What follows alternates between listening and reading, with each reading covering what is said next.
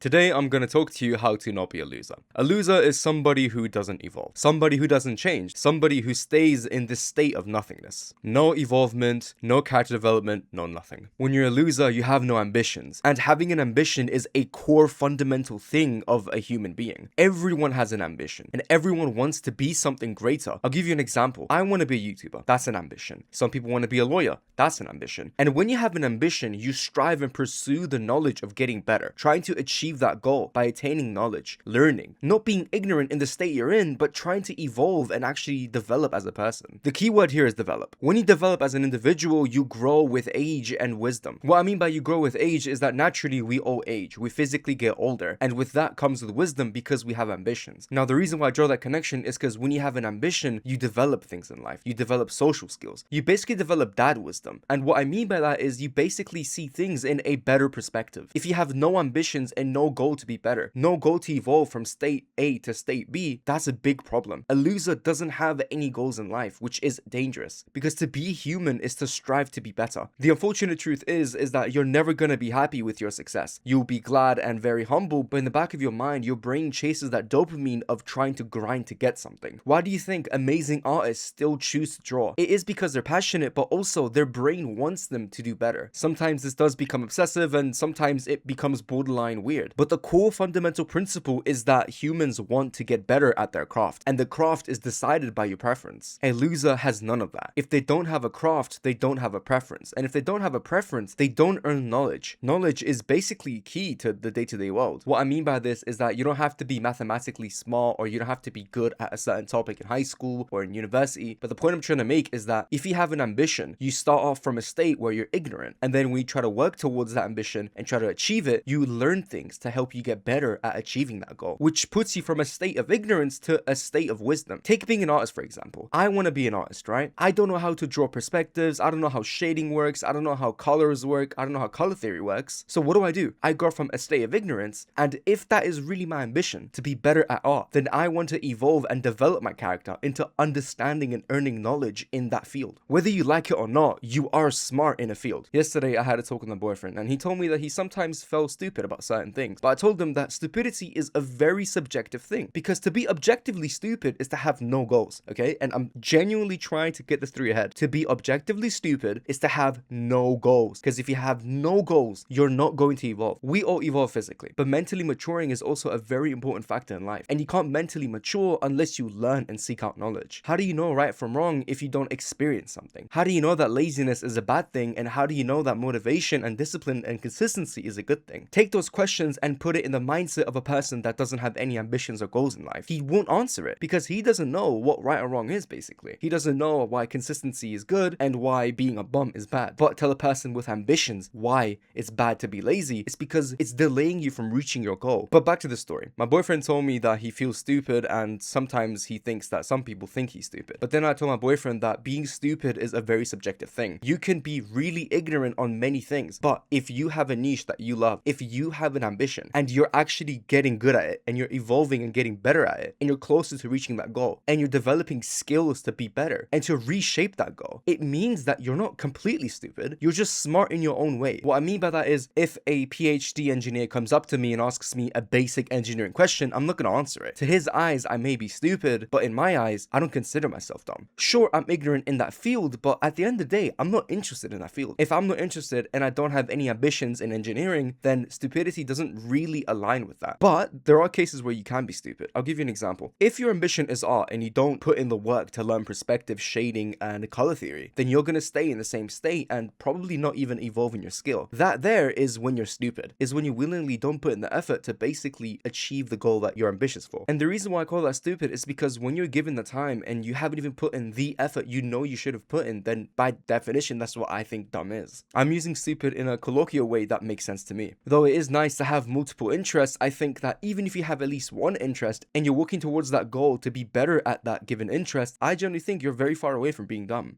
I think the main title of the video is going to be, do stupid people really exist? And honestly, I don't think they do. A lot of people on this planet do actually have ambitions, and they do somewhat bare minimum effort work towards it, but effort is still effort. But the people who don't make any effort in actually trying to get better at the thing they love, even to the point where they don't have a thing they love, then I think they're actually stupid. Because what is there to develop? You physically age, but how do you age in wisdom? That's the point I'm trying to get at. I don't know what else to talk about, but I'm just gonna go rant about the red and blue button now. If you aren't aware what the red and blue button is, it basically goes like this. There's two buttons, red and blue. If more people above 50% press the blue button, everyone survives. If more people, which is above 50%, press red, then everyone who pressed the red button survives, but the people on the blue die. The question is supposed to test your morality. What do you press? I'll repeat this one more time. If more than 50% people press blue, both sides survive. If more than 50% press red, only the red survive. What do you press? Do you press the blue button and hope that everyone else pressed it with you just so you can survive? Or do you take the certainty route and press the red button? Now, I really want you to think about this, okay? I'm gonna just give you a second, think about your answer, and I'm gonna give you my answer. Okay, done? Cool. Why the fuck did you not pick the red button? If you pick the red button, then good job. I'm gonna literally suck your dick. But the point I'm trying to make is some people pick the blue button. There are arguments made that, children may not understand the question, and some people do not generally understand the question, and they actually might press the blue button.